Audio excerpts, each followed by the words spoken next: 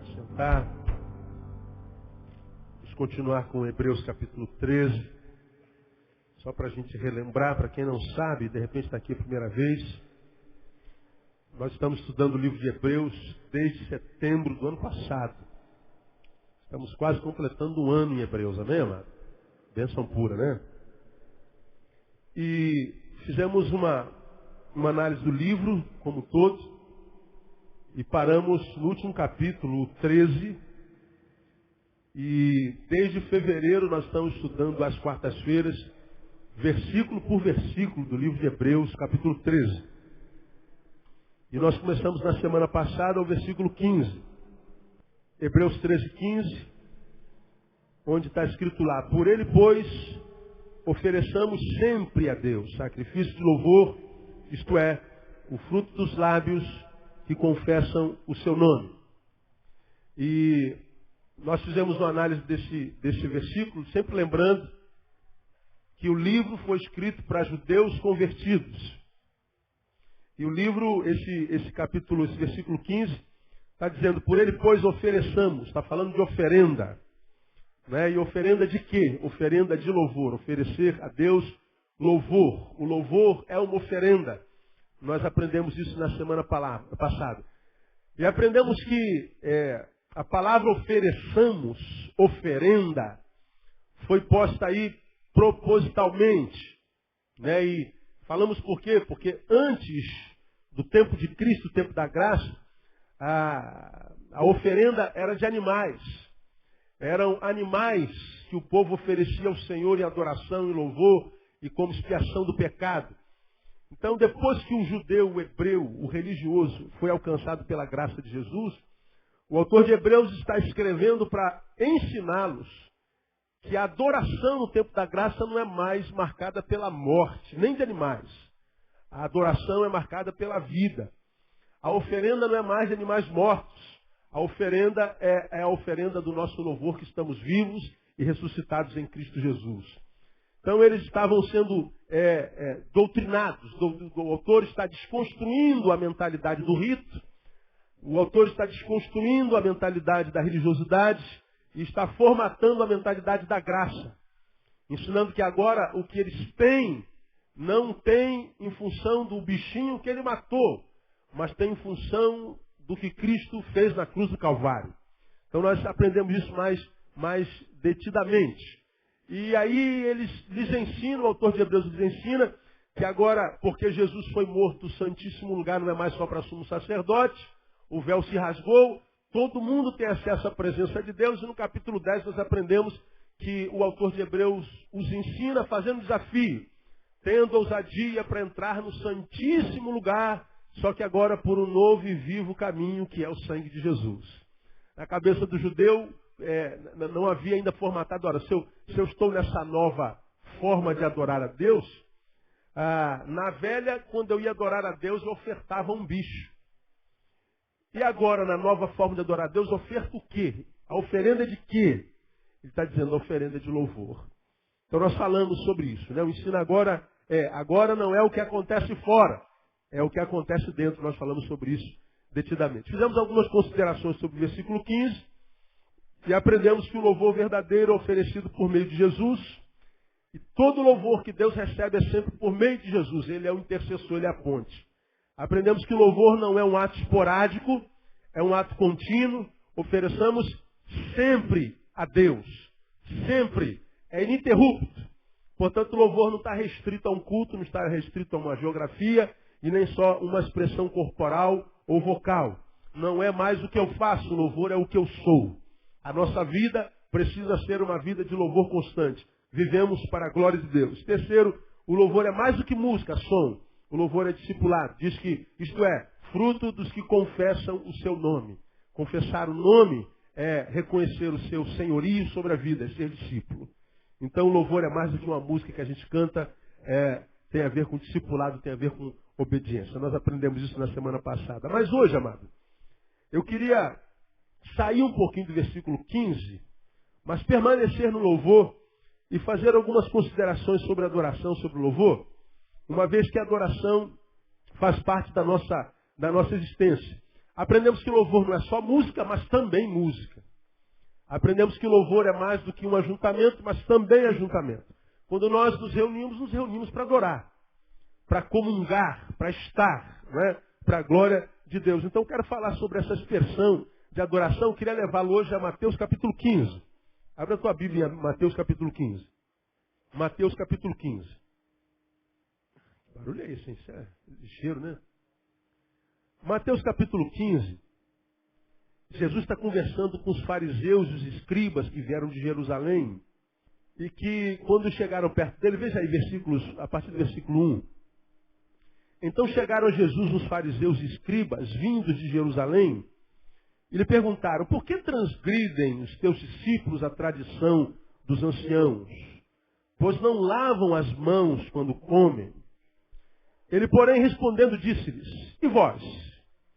Por que transgredis o mandamento de Deus por causa da vossa tradição? Pois Deus ordenou: honra teu pai e a tua mãe. E quem maldisser a seu pai ou a sua mãe, certamente morrerá. Mas vós dizeis: qualquer que disser a seu pai ou a sua mãe, o que poderias aproveitar de minha oferta ao Senhor? Esse de modo algum terá de honrar seu pai. E assim, por causa da vossa tradição, invalidastes a palavra de Deus.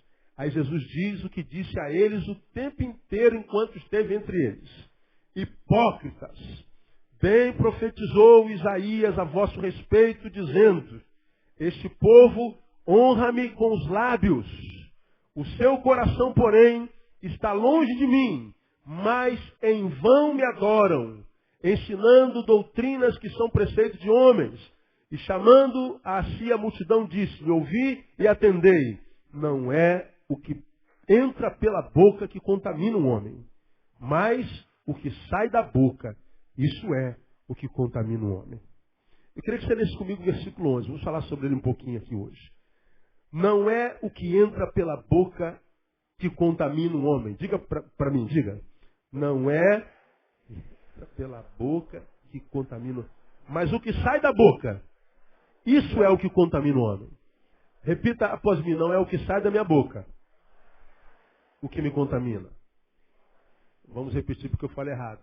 Não é o que entra pela minha boca que me contamina, é o que sai. Muito bem. Agora diga para mim, se você comer gordura todo dia, contamina ou não contamina? Contamina, né? E você fica forte, né? E o ser humano hoje existe para ficar fraco, né? Para emagrecer. A gente sabe que há muita comida que entra pela boca que contamina o nosso corpo. Mas veja que o que Jesus está falando aqui, que quando o assunto é ser, quando o assunto é o homem, o ser que habita dentro desse corpo, o que contamina não é o que entra, é o que sai. É o que sai. Sai de mim e a mim me contamina. Em outro texto ele diz que a boca fala do quê? Do que o coração está cheio. Ora, se a minha boca pronuncia coisas que podem me contaminar, ora, essas coisas que me contaminam já estão dentro de mim. Porque estão dentro de mim, saem, porque saem me contaminam. Porque me contaminam, saem, porque saem me contaminam. Eu vivo um ciclo de vivência individual e de autocontaminação. Uma coisa esquisita isso. Eu sou o meu vírus letal. Porque o que me contamina sai de mim. O que sai de mim é o veneno que me vai matar. Eu produzo o veneno que me matará. Eu produzo o veneno que me contamina. O que Jesus está falando? Jesus está falando para os fariseus e para os escribas. Está falando para os religiosos da época. Os únicos que lhes deram trabalho. Os únicos que ele não conseguiu engolir. Os únicos que ele maltratou, digamos, relacionalmente. Chamou de hipócrita o tempo inteiro. Jesus pega pesado em Mateus capítulo 23. É a palavra mais pesada de Jesus na Bíblia é contra os religiosos. Por que Jesus bate pesado contra os religiosos? Por causa do que eles aparentam ser, e que, embora aparentam ser, nada tem a ver com o ser em essência. Hipocrisia, hipócrisis, crises. Hipocrisia é uma palavra que é da mesma raiz da palavra crise. crise, eu já preguei sobre isso aqui, ou hipócrita, hipocristes, é quase que uma palavra que os gregos usavam numa profissão chamada marceneiro, ou marcenaria. O marceneiro trabalha com o quê? Quem sabe? Madeira. O nosso púlpito é de acrílico. Mas suponhamos que esse púlpito fosse de madeira, e as madeiras, para estarem aqui, elas tinham que ser acopladas uma à outra. Ela não vem inteiriça nesse molde. Para essa madeira ficar presa a esta aqui, o marceneiro precisa ou botar um prego ou parafusar.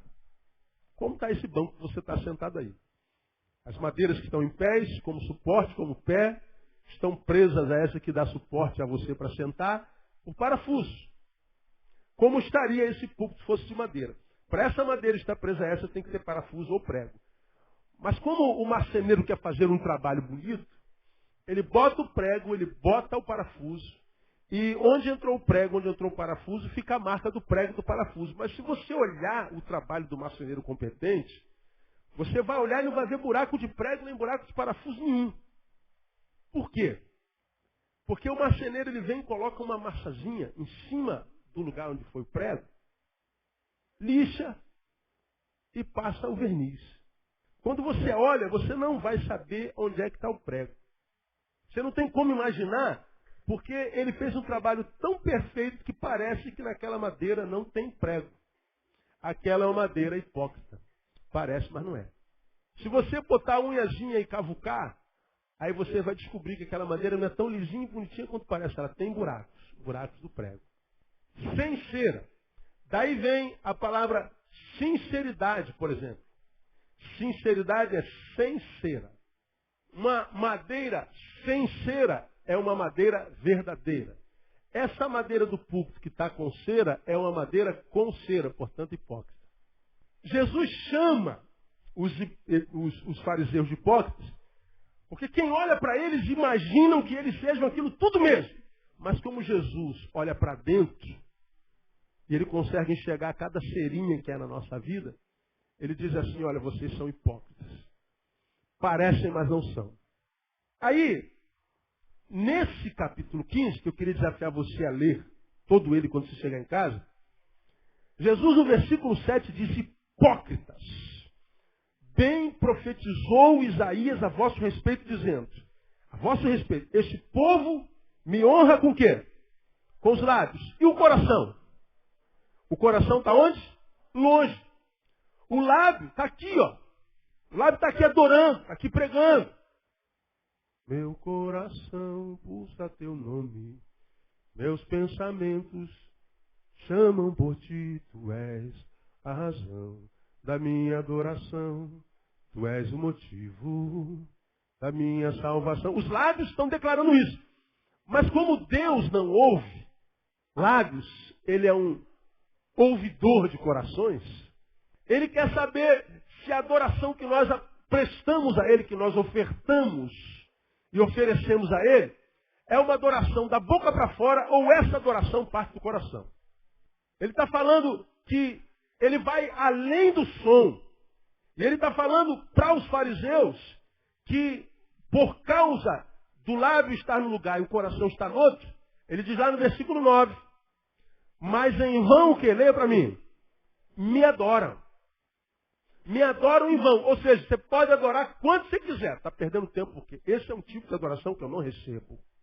Jesus está falando para os fariseus, ensinando para mim e para você, que há um tipo de adoração que ele não recebe. Se a adoração é vida, como nós aprendemos na palavra de quarta-feira passada, ele está dizendo, ó, algumas vidas, que mesmo que me sejam oferecidas no altar, eu não recebo. Ele está dizendo que essas vidas que ele não recebe, quando se reúnem para adorar na expressão do seu ajuntamento, do seu culto, quando nós prestamos a Deus um louvor litúrgico, como nós fazemos nos nossos cultos, ele está dizendo, há um louvor que eu também não recebo. Ele está dizendo, olha, se for dessa forma, vocês perdem tempo em estar na minha presença. O que Deus está falando aqui é o seguinte, olha, é possível que a gente esteja na presença de Deus e percamos tempo na nossa vida. Preguei aqui há bem pouco tempo atrás, falando sobre Davi, E não tem muito tempo, tem 2 ou 3 domingos falando sobre a sociedade dos amores póstumos, a síndrome do pai Davi. Quando eu preguei sobre o velório de Michael Jackson, você deve se lembrar disso aqui. Preguei isso ontem numa igreja em Jacarepaguá. E fiz uma alusão a Davi. Davi, diz a palavra, é o homem segundo o coração de quem? De Deus. Deus olha para Davi e diz assim, olha gente, eu quero ver em vocês formatado o mesmo que há naquele homem. Só que quando a gente olha para aquele homem, pelo amor de Deus, cara, olha a família desse camarada. Davi foi o homem segundo o coração de Deus, mas teve a família mais desgraçada da Bíblia. Davi era o homem segundo o coração de Deus, mas foi o mesmo homem para quem Deus disse depois do seu pecado com Batseba. Davi, nunca mais a espada se afastará da sua casa, nunca mais haverá paz na tua casa. Deixou de ser o homem segundo o coração de Deus, sim ou não? Não. Deus nunca rejeitou Davi. E eu acho por quê? Porque Davi esteve lá na cama com aquela mulher, mas o coração dele nunca esteve lá naquela cama. Davi foi vencido pelo seu corpo, mas nunca deixou de amar a Deus. Deus não rejeitou Davi. Para Deus, Davi era maior do que o seu pecado. Diferente de nós evangélicos hoje. O pecado de alguém fala mais alto do que ele é. É por causa de um pecado a gente bota o cara na rua e diz, é para disciplina da casa de Deus. Porque a igreja de Deus não pode compactar com o pecado. E toda vez que a gente fala em pecado que exclui um membro da igreja, geralmente é pecado sexual. Você nunca viu um pastor excluir quem nunca deu dízimo e a Bíblia diz que era ladrão. Você nunca viu uma igreja excluir alguém que é fofoqueiro. E toda a igreja tem um monte de fofoqueiro. Deixa esse irmão que está do seu lado tem cara de fofoqueiro. Dá uma olhadinha. Toda vez que a gente exclui na nossa hipocrisia é o pecado sexual. E a gente volta à exclusão dele e exclui. Um monte de gente que levantou a mão para excluir está em pecado sexual também. Né? Só que nós somos um bando de hipócritas. E Jesus sabe disso. E ele está falando, olha, eu conheço Davi e eu queria ver isso formatado no coração de Davi. Davi pecou, Deus diz, por causa da tua conduta, nunca mais a espada se afastará da tua casa. Ele teve uma filha estuprada, um filho estuprador, um filho assassino, um filho assassinado. A vida dele foi uma desgraça, perdeu o filho do adultério. Ele foi um cara que foi de Deus, mas teve uma família maldita. Ensinando para mim e para você o seguinte, eu posso ser de Deus. Eu posso ser segundo o coração de Deus, mas ter algumas áreas da minha vida amarrada, ter algumas áreas da minha vida que parece que nela Deus passa longe. Eu posso ser de Deus e ser infeliz. Eu posso ser de Deus e porque sou de Deus morrer na certeza de que eu vou para o céu. Tranquilo. Mas enquanto você não vai para o céu, na terra você não vai ter felicidade, você não vai ter paz. Então ser de Deus não é sinônimo de vitória em todas as áreas da vida. E nós já aprendemos aqui, por exemplo, que fé ela tem 2 vertentes. Pela fé a gente realiza milagres. Mas a fé nos capacita a estar de pé e equilibrado para quando o milagre não acontece. Nós aprendemos que para que o milagre aconteça é preciso muita fé. Porém, maior fé é preciso para quando o milagre não acontece. O milagre não acontece sempre. Então muitas vezes nós achamos que a fé ela existe só para fazer milagre. Não, mas o milagre não acontece sempre. A fé também tem essa outra vertente. Não, meu servo, dessa vez não vai haver milagre. Você pediu para que eu curasse, mas ele vai morrer. Você pediu para passar um concurso, mas você vai ser reprovado. Você pediu para que eu guardasse teu carro, mas teu carro vai ser roubado. Você pediu para emagrecer, mas vai morrer gorda. E você vai ter que me dar glória por isso. Você pediu para eu te dar, eu te dei, mas eu resolvi tirar. E você tem que falar como Jó. O Senhor o deu, o Senhor o tomou. Bendito seja o nome do Senhor. Fé é a capacidade que Deus nos dá para transcender as circunstâncias. Porque ele me ensina em Davi que as circunstâncias nem sempre são favoráveis só porque nós somos filhos de Deus. Você pode acreditar no que você quiser. Você pode ouvir os pastores televisivos que dizem o tempo inteiro que Deus tem uma bênção para você, a tua vida nunca mais vai ser a mesma, Deus vai mudar a tua vida, e a gente vive nessa mensagem ufanista. Mas quando a gente vai na realidade individual de cada um, a gente percebe que não é bem assim.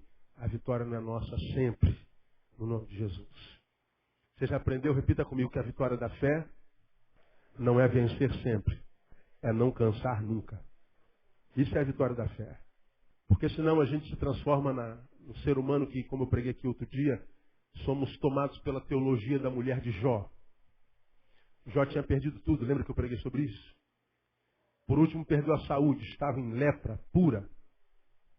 E aí a mulher, depois que perdeu os filhos, perdeu a casa, perdeu os bens, perdeu agora o marido saudável, e há até que se entender o coração de uma mulher que sofreu tanto, mas a teologia dela era diferente da teologia do seu marido. Ela, no seu desespero, diz: marido, nós já perdemos tudo. Deus já permitiu que a vida tirasse tudo da gente. A gente está passando por esse percalço todo, a gente nem sabe por quê. Nós sabemos porque está na Bíblia, mas eles não sabiam o que tinha acontecido com eles. Meu Deus, agora você perdeu saúde, marido, pelo amor de Deus. Não falta perder mais nada, nós perdemos tudo. Amaldiçoa logo a Deus e dá um tiro na cabeça. Amaldiçoa logo Deus e se mata. Jó olha para a mulher e fala assim: meu Deus, eu perdi filhos, perdi bens, perdi saúde e agora perdi a esposa saudável porque a minha esposa enlouqueceu. Mulher, quando me fala qualquer doida, assim falas tu. Receberíamos o bem de Deus e não receberíamos o mal. O Senhor deu, o Senhor o tomou. Mulher, bendito seja o nome do Senhor. Qual é a teologia da mulher de Jó? Marido, não vale a pena servir a Deus sem receber nada dele. Só vale a pena ser fiel a Deus, servir a Deus, se Ele nos enriquecer, se Ele nos der alguma coisa. Só vale a pena servir a Deus se for para se dar bem. Só vale a pena servir a Deus se tudo der certo. Só vale a pena servir a Deus se a gente tiver vitória sempre. Mas como a gente está perdendo, não vale a pena servir a Deus. Dá logo um tiro na cabeça, mas antes amaldiçoa logo esse homem. Já ao contrário, não, mulher. Tudo que eu tenho foi Deus que me deu. Mas porque Ele é Deus, Ele é livre para tirar tudo que me deu. Mas da mesma forma como Ele me deu uma vez, eu acredito que Ele pode me dar a segunda vez. Então, me dando ou tirando, eu vou continuar fiel a Ele. Porque para mim, melhor do que tudo que Ele pode me dar, é o que Ele pode ser em mim. E ele não pecou. O que aconteceu? Deus abençoou Jó 4 vezes mais. A fé que Jó tinha não era só para que o milagre acontecesse. A fé de Jó o capacitou para os momentos em que os milagres não aconteceram. Não. Esse é um tipo de adoração que Deus recebe. Esse é um tipo de gente que Deus não rejeita. Agora, quando eu olho para a vida de Davi, eu aprendo que eu posso ser de Deus e viver a vida fracassada e frustrada em alguns lugares. Isso quer dizer que o nosso louvor tem que ser mais do que circunstancial, tem que ser transcircunstancial. Nós temos que aprender a dar graças a Deus por tudo. Como diz Paulo em Tessalonicenses, em tudo dai graças. Por quê? Porque esta é a vontade de Deus em Cristo Jesus nosso Senhor. O que é a vontade de Deus? Que nós venhamos a dar graças a Deus em tudo. Então, esse texto aqui me ensina que há um tipo de louvor que Deus não recebe. Há um tipo de gente que Deus rejeita. Há um tipo de gente que nunca será gente de Deus completamente, porque Deus não recebe. E eles são parecidos com os fariseus. São o tipo de adoradores que parecem, mas não são. Quais são as marcas dessa gente que Deus rejeita? Quais são as marcas, bem rapidamente, dessa adoração que Deus não recebe? Primeiro, é aquela adoração cujo fruto dos lábios está explícito aqui, não são também frutos do coração. Do que ele está falando aqui? Meu povo me honra com os lábios, mas o coração está longe de mim. Deus está falando, já preguei sobre isso aqui também, da desconexão entre o que há dentro e o que há fora. Ou seja, o que eu faço fora não tem a ver com o que eu sou dentro. É mais ou menos como se você fosse num pé de manga que tem aqui na frente, com fome e fala assim: pô, tô com vontade de comer uma manga. Você vai no pé de manga e tem um genipapo. Existe a possibilidade disso? Sim ou não? Não. Como se eu fosse num canavial, querendo chupar uma caiana, bem docinha, e você encontra bambu. Não há como, mas na vida humana há. Eu posso ser um tipo de árvore por fora, por dentro, e vender a imagem de um fruto do lado de fora, que é possível que todos os homens admirem esse fruto e quem sabe até se alimentem dele. Mas que Deus saiba que, embora pareça um fruto saudável, esse fruto ele não é duradouro porque não tem a ver com a árvore que eu sou dentro. Ele fala da desconexão entre o que há dentro e o que há fora. O que Deus está falando para mim é o seguinte, irmãos. Quando o assunto é adoração, a Bíblia diz que Deus habita no meio dos louvores do seu povo. Ele está falando que uma adoração que ele não recebe é aquela adoração que parte de uma vida que parece ser não sendo. Quando eu falo dessa hipocrisia existencial, e a gente não pode julgar a vida de ninguém, cada um julgue-se a si mesmo, analise depois o homem a si mesmo, eu me lembro daquela palavra que Jesus mandou a uma das 7 igrejas da Ásia, escrita em Apocalipse, capítulo 3, que é a carta à igreja em Sardes, que você vai lembrar porque eu também ministrei sobre ela. Abra a tua Bíblia em Hebreus capítulo 3. E aqui eu permaneço até o final desse culto, mais 15 minutos. E eu quero relembrá-los o que eu já ministrei ao seu coração. Apocalipse capítulo 3. Presta atenção, irmão. Eu falei o quê? Apocalipse. Vocês estão ouvindo errado. Apocalipse capítulo 3. Se eu falei carta às 7 igrejas, só pode ser Apocalipse. Vocês tinham que saber disso. Carta em Sardes diz assim, olha lá, ó. Ao anjo da igreja em Sardes escreve. Isso diz aquele que tem os 7 Espíritos de Deus e as 7 estrelas. O que ele diz aí? Você pode ler comigo, irmão? Conheço as tuas obras. Tens fama de que vives e estás morto. Palavra de Jesus. Igreja, conheço as tuas obras. Tens nome, tens fama de que vives, mas estás morta. A tua vida é um disfarce. A acusação de Deus para essa igreja é de hipocrisia. E o interessante é que, embora a palavra diga que a igreja está morta, embora ele esteja escrevendo a um defunto, a palavra ao defunto é, defunto, conheça as tuas obras. Qual é a marca da morte, irmão? Inércia.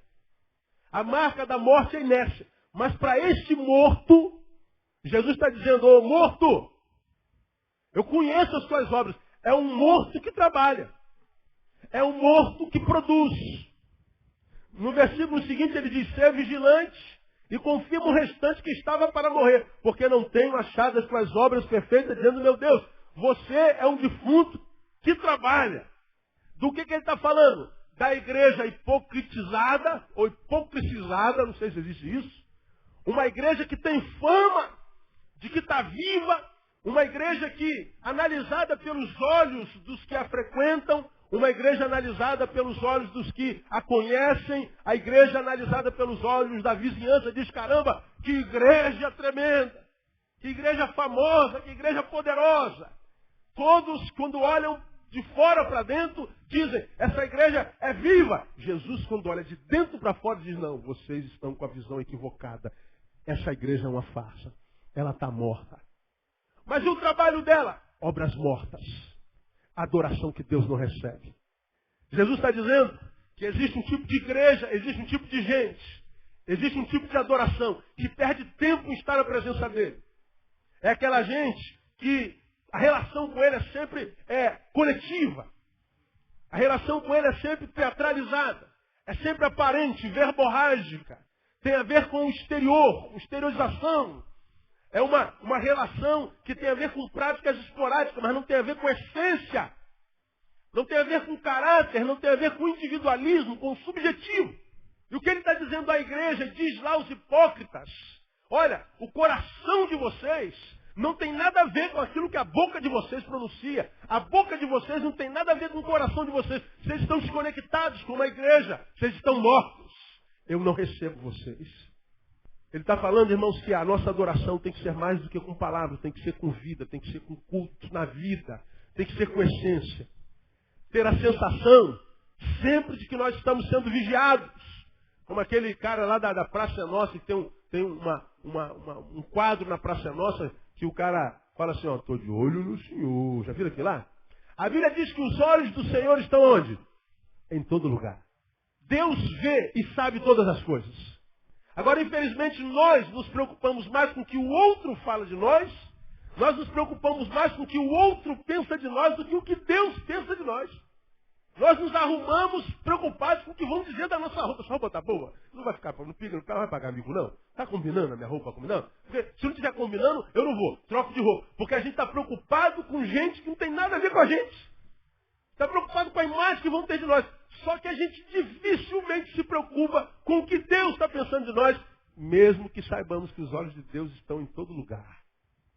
Aí a gente vem para a igreja, a gente está preocupado se o pastor está de gravata, se a saia da irmã tem mais de 50 centímetros, se bate palma, se não bate palma, se não pula, se dança, se não dança, se corre como não sei quem. A gente está preocupado com a forma do culto e Deus não está nem aí para a forma do culto. Deus está todo aí para o que há dentro do nosso coração. E ele diz que o nosso culto será recebido ou não, que a nossa vida será recebida ou não, a partir do que há dentro do coração, e não o que faz a partir do nosso lado. Ele está dizendo que a gente pode perder tempo na presença dele. Agora, para a gente terminar, veja, amado, o que acontece? Quais são as consequências de uma vida igreja assim? Desconectada entre essência e aparência. Entre o que se é e o que parece ser. Entre o que se é e o que se faz. Quando nós vivemos uma vida hipócrita, primeiro nós sabemos que podemos perder tempo, ter áreas na vida que Deus nunca nela entrará, como aconteceu com Davi. Mesmo sendo de Deus, nós não vamos ter uma vida pia, uma vida equilibrada, uma vida decente. Mesmo sabedores que nós vamos perder tempo na presença de Deus. Mas se fosse só perder tempo, estava tudo bem. Mas é muito mais do que isso. Deus escreve para essa igreja e diz, eu conheço as tuas obras e sei que as tuas obras não têm a ver com a sua essência. O que vem do lado de fora não tem a ver com o que eu vejo do lado de dentro.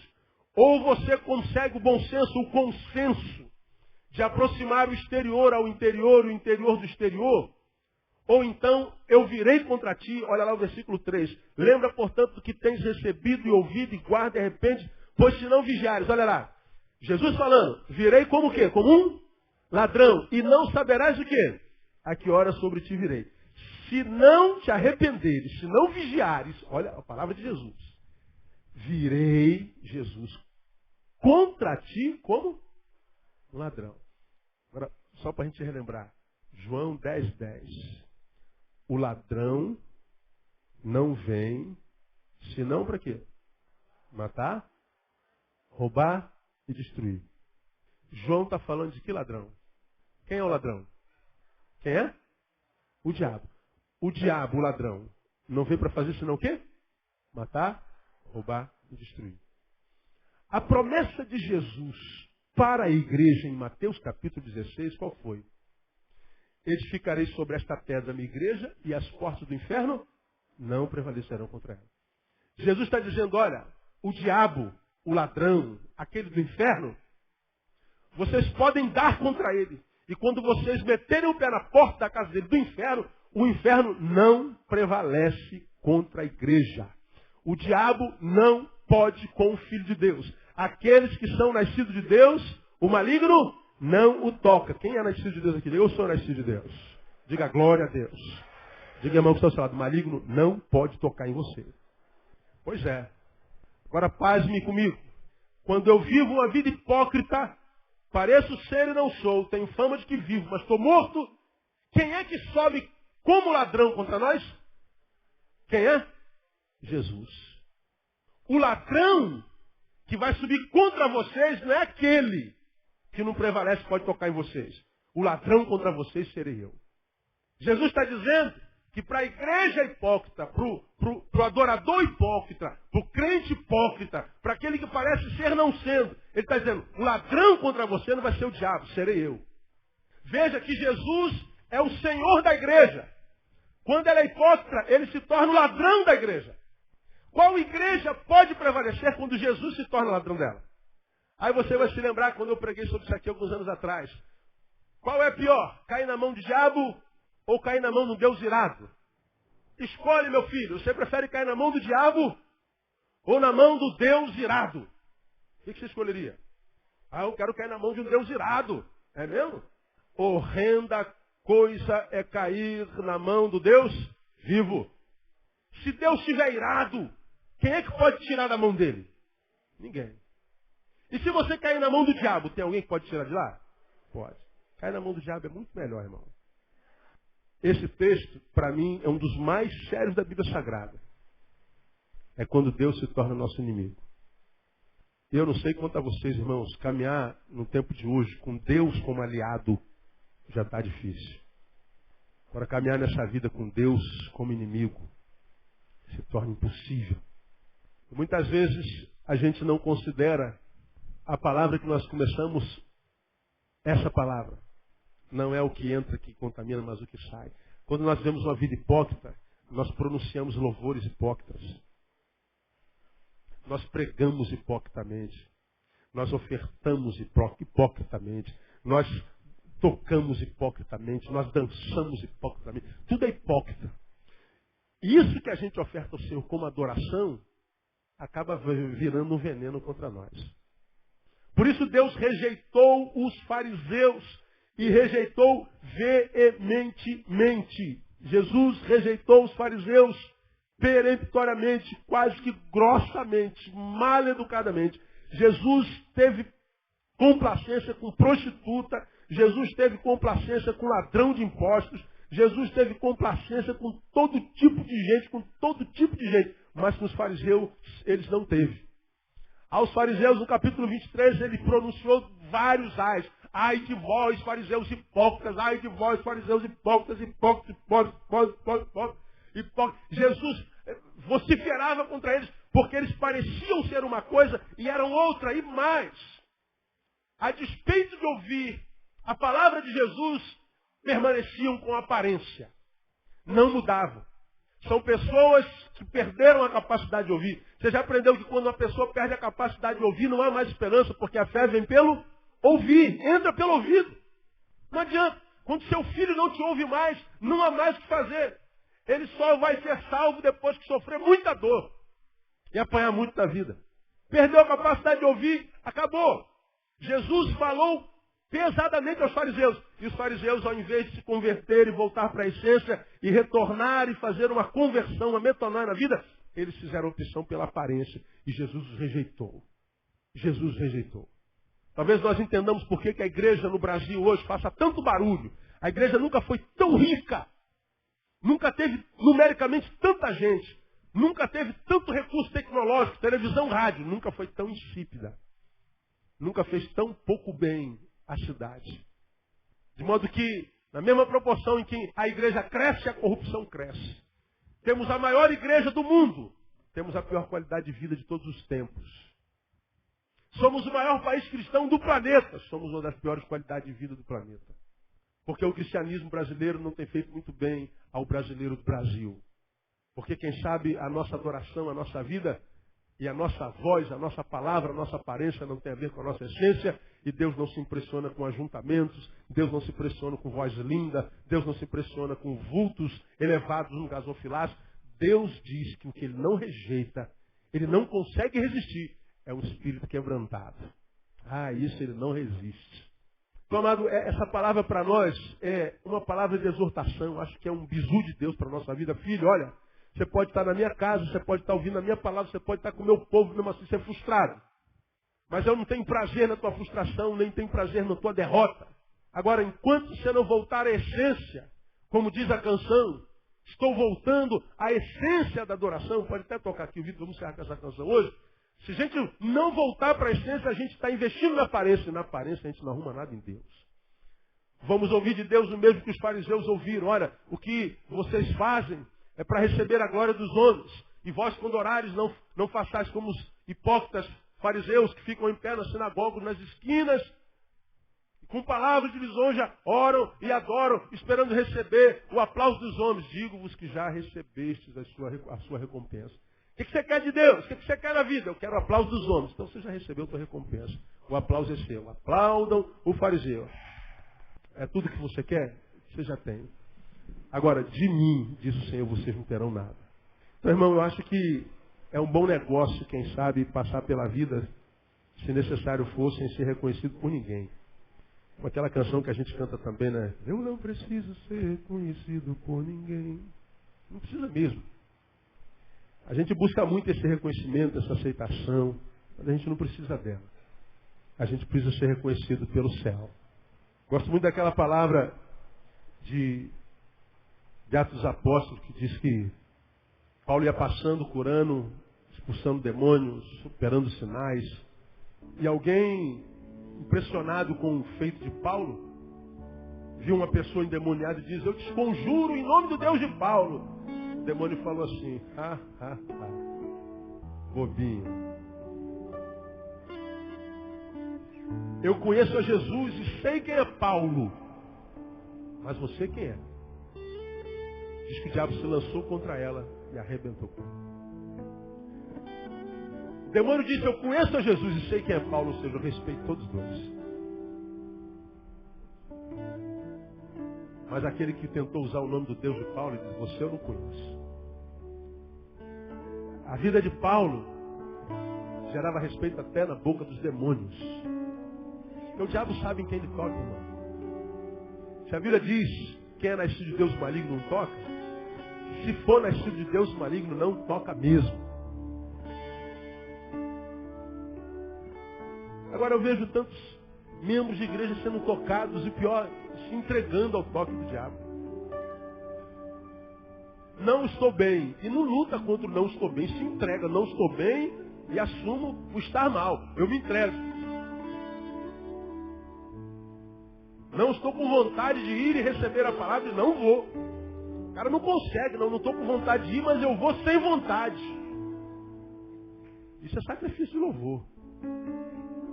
Eu não sou escravo da minha vontade, eu sou senhor dela. Agora, à medida que a nossa vontade vai montando um arreio no nosso lombo, vai nos colocando de quatro, daqui a pouco a gente está pastando a unção de Nabucodonosor.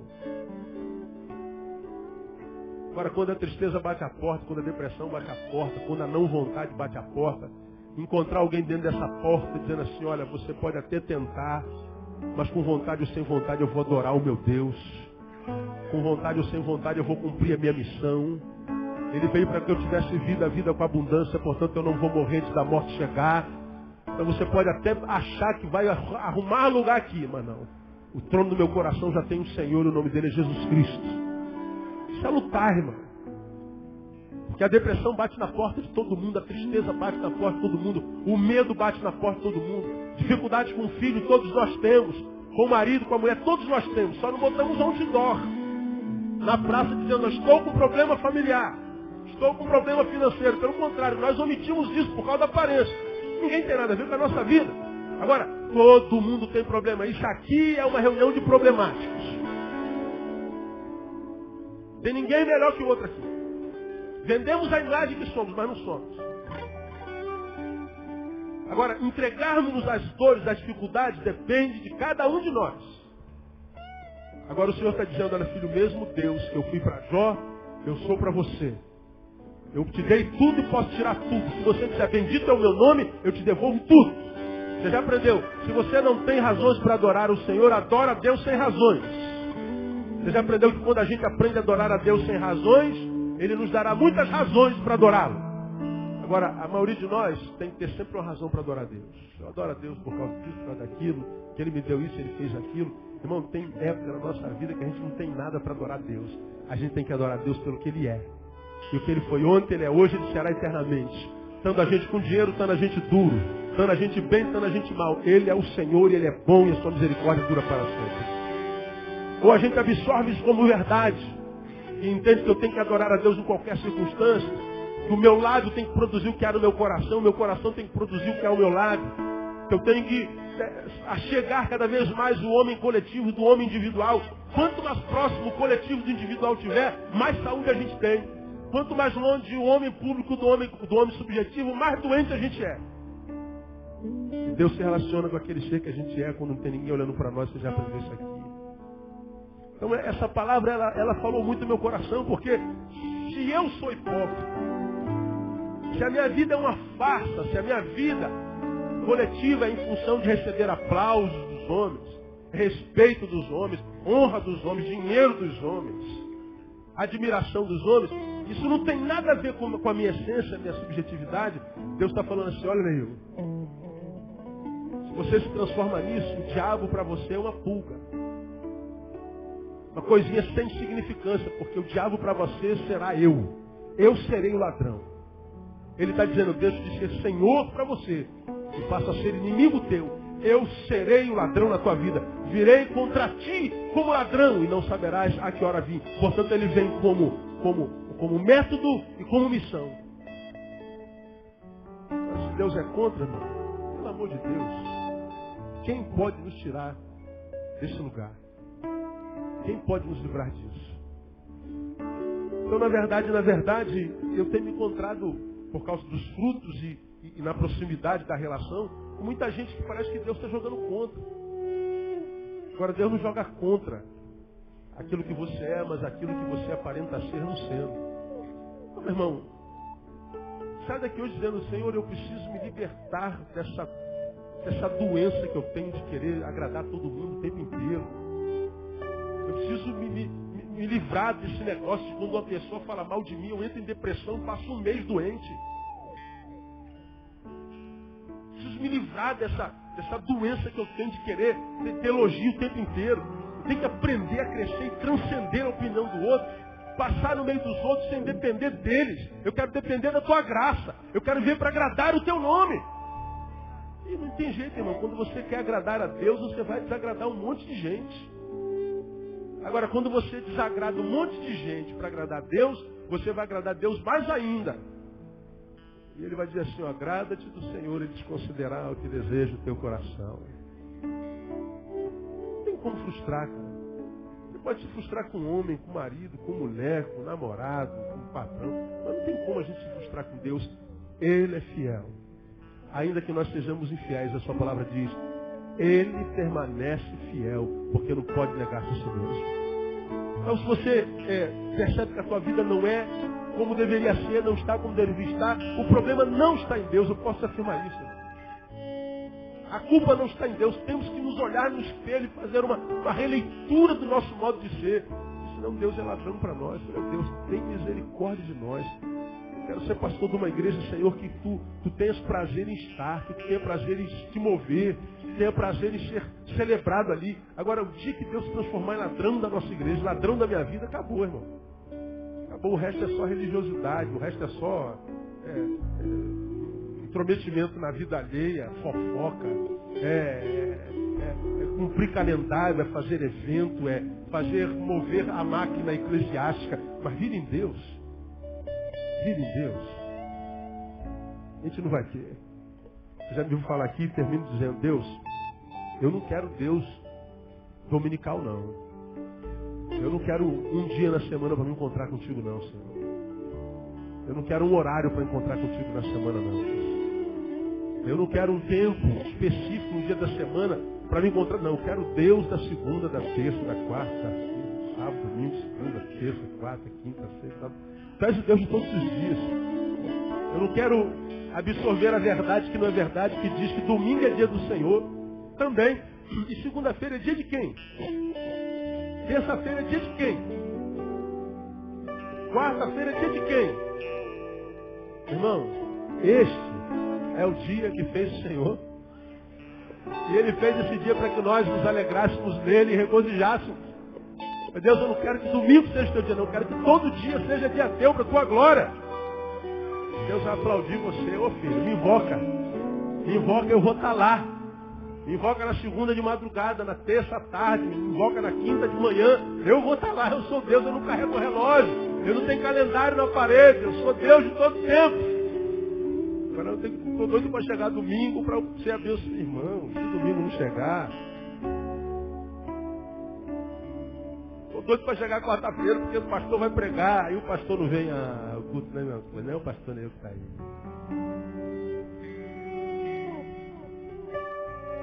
Pastor, eu não veio domingo, mas Deus estava aqui. E onde Deus está, irmão, vai ser bênção no nome de Jesus. E a gente cresce. Me perguntaram ontem na igreja lá, pastor, qual a sua missão na terra hoje? O que o senhor entende como sendo o seu ministério? Fazer crescer a igreja, eu acho que eu assustei. Eu não sei se eu vou citar você. Eu falei, olha, irmão, eu nem trabalho mais para a igreja crescer. Nem peço para Deus fazer crescer a igreja local. Eu não estou nem aí se a igreja cresce ou não cresce. Não estou preocupado com o que acontece domingo no culto, quarta-feira. Já ocupou o coração do jovem pastor, mas o pastor está envelhecendo. Esse negócio de número para mim perdeu todo sentido. Quem vem, quem vai embora, quem ficou, quem não veio, quem está feliz, quem não está. Eu estou completamente livre desse negócio de tentar impressionar a quem quer que seja com número, seja com aparência, seja com a sua missão. Olha, irmão, eu entendo que hoje eu estou no mundo para ensinar gente, ser gente como gente tem que ser, e preparar gente para o mundo, preparar crente para o mundo e não crente para a igreja. Toda vez que você me vê pregar, acredite, eu não estou preocupado em preparar você para ser um crente aqui dentro. Quero formar presbíteros. Quero formar pregadores leigos. Quero formar professores de escola bíblica dominical. Quero formar guitarrista, baixista, baterista. Aqui dentro a gente passa 4 horas na semana, irmão. As outras 164 horas a gente passa no caminho, no dia a dia, no trabalho, na rua. É lá que a gente tem que ser de Deus. A gente é sal da terra, não da igreja. A gente é luz no mundo. É lá que a gente tem que ser de Deus. É lá que Deus quer ser Deus para nós. Andando na Uruguaiana, no centro da cidade. Passando na Vida Brasil, tiro para lá e para cá. Roda de caminhão, saindo do caminhão, correndo atrás da gente. Vendo corrupção, mal notícia, maldade, esquartejamento, desgraça para todo lado. Eu disse assim, não se preocupe, filho, eu estou convosco todos os dias, até a consumação dos séculos. Tem crise. Não se preocupe, eu estou contigo. É isso que Deus quer. Porque senão, a gente vai estar aqui preocupado com o que eu vou fazer na igreja. Se você não fizer, tem alguém que faça. Tem gente para burro na igreja. Agora Deus quer que você seja dele lá fora. Você não vive uma vida frustrada. E quando é que isso é uma realidade? Quando nós não somos hipócritas. Deus, eu tenho vivido uma vida dupla. Eu não quero mais isso na minha vida. Deus, eu quero que os meus lábios pronunciem o que há dentro, que o que há dentro saia pelos meus lábios. Eu quero que o que há dentro e que há fora seja para a glória do teu nome.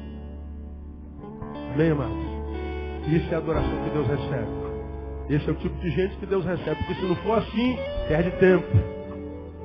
Perde tempo. Vai para a rave, irmão. Vai tomar êxtase. E vai fazer sexo até morrer. Vai cheirar cocaína, vai ter um pouquinho de alegria, nem que seja aqueles 5 minutos. Agora, se tu quer viver uma vida que vale a pena ser vivida, irmão, essa só é possível na presença de Deus. Porque a alegria dele é a nossa força. E a alegria dele não precisa de nada exterior. A alegria vem de dentro. Porque vem da paz de Deus que excede todo entendimento, que guarda a nossa mente, razão, guarda nosso coração, emoção, em Cristo Jesus nosso Senhor, para sempre, a quem a honra, glória e louvor para todos sempre. Aplauda ele bem forte. Vamos louvá-lo.